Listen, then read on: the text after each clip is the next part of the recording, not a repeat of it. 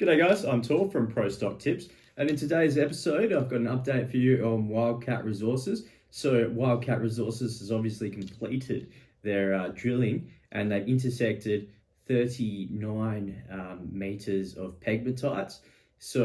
And that's from 13 meters from the surface. So essentially, if the lithium grades come back good, 39 meters is actually a very promising intercept. Very comparable to some of the other, large companies. Let's just take Red Dirt, for example, with their 20-something meter intercept, and that was very deep, right? So, and their share price went through the roof. Now, essentially, this is a very low market cap stock, so we could see some very similar action to Red Dirt Minerals. From Wildcat Resources should, these lithium grades come back good. Now, previous rock chips have indicated greater than 1% lithia, so there's a good chance that they could come back with 1% lithia in, this current drill intercept, which would be very good. Greater than 1% is putting it in line with, say, pilgangoora, Pilbara Minerals, which is 1.2% lithia. So, it could be a very economic resource, potentially, depending on the size of this, pegmatite, which is very unknown at this stage. We don't know the width, the orientation. We just know there's a 39 meter, drilling intercept. However, that could generate some excitement certainly about the prospectivity, and obviously future drill programs may try and delineate the orientation and size of the resource. So it is very exciting, and we could see a huge rally if these lithium grades come back good when they're released.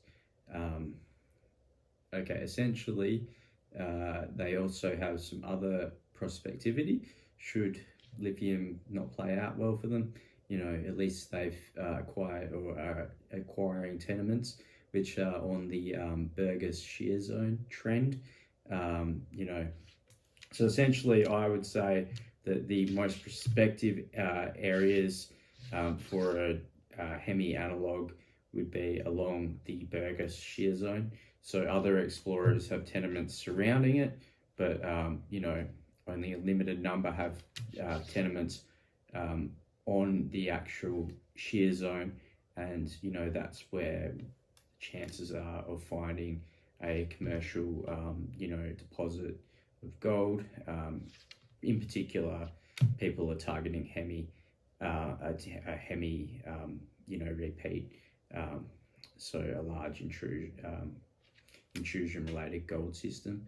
So, even if they were to announce a drill program on a prospective location here, we've seen with NAE that, there's a lot of excitement, in drilling anywhere around, around Hemi, around De Grey. So essentially there's, a great backup should the lithium prospects not pan out. I'm actually hoping that the lithium prospects are going to pan out and we're going to see huge returns on our investment here with Wildcat.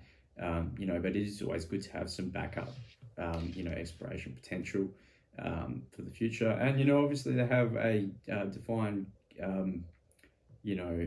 gold resource, 700 kilo ounces. So, that's quite significant, and they could potentially aim to develop that, So there is a lot of backups for this explorer. However, the primary goal would be this lithium exploration. Lithium explorers are really hot at the moment. See Forrestania, that's up, Greenwing's up, Global Lithium, LEL, Lithium Energy. So, these lithium explorers are all shooting through the roof, and Wildcat is relatively cheap market cap wise in comparison to a lot of these lithium explorers. So essentially, you know, this is a high potential stock, and I've invested about $800 into it, so I'm invested, so I'm hoping that it's going to do okay.